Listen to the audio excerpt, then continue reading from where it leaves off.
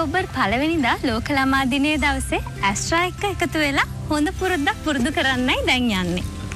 ඉතින් හැමදාම අපිට ගෙදර හැමදේම කරලා දෙන්නේ අම්මානේ. ඉතින් අන්න දැන් අපේ මේ චූටි දුවල පුතාලා තුන්දෙනා එකතු වෙලා අම්මට පොඩි කෑමක් හදලා දෙමු. තුන්දෙනාම එන්න. තියෙනවා රස බටර් තියෙනවා. මෙතන ඇස්ට්‍රා මාගරීන්, එතන තියෙනවා සීනි, මේ තියෙනවා පාන්. තුන්දෙනා එකතු වෙලා අම්මට රහට බටර් දාලා පාන් එකක් හදලා දෙමු.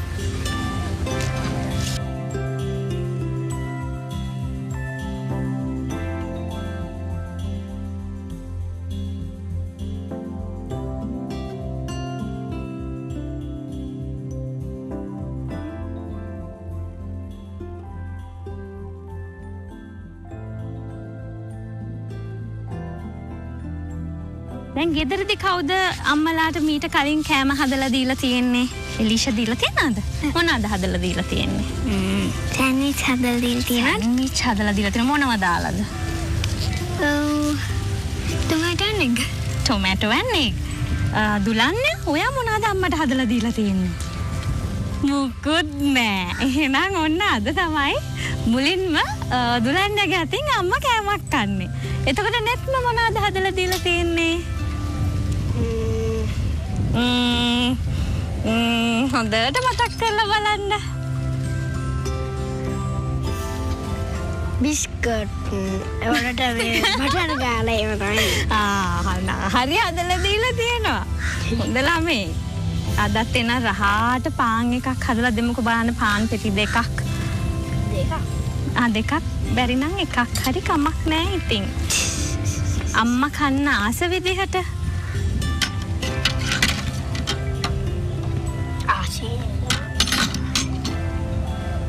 සීනි දාන්න එපා කියලා කියනවා දුලන්යා. මිස්මගේ අම්මා සීනි කන්න ආසද? ගොඩක්.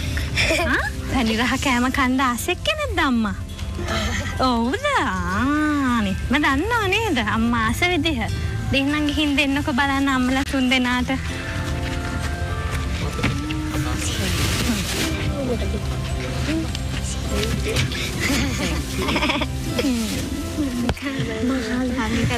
පුංචි කාලේ ඉඳලම අපිව බලා ගන්න අම්මට සලකන්න තියෙනවා නම් ඒක කොච්චර ලොකු දෙයක්ද නේද? ඉතින් අද වගේ විශේෂ දවසක පුංචි අයට විශේෂ වෙච්ච දවසක තමන්ව බලා ගන්න අම්මට තමන්ගේ අතින් ගොඩාක් ආදරෙන් ඇස්ට්‍රා මාගරින් දාලා රසවත් විදියට පාන් පෙති දෙකක් හදලා දුන්නා මේ තුන්දෙනාම.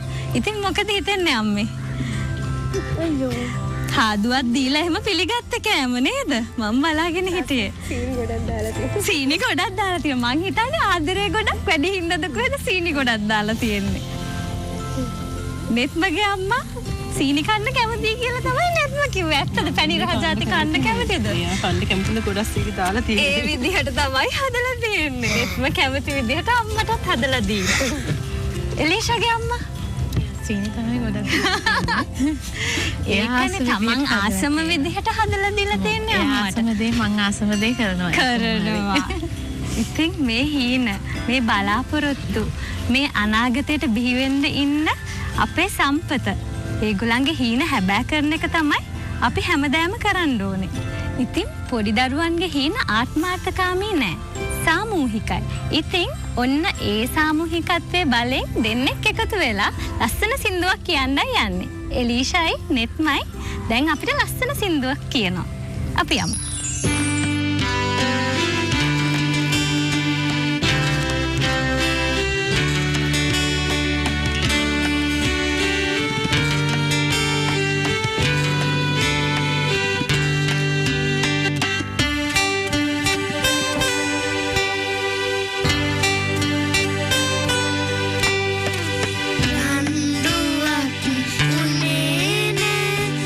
Run,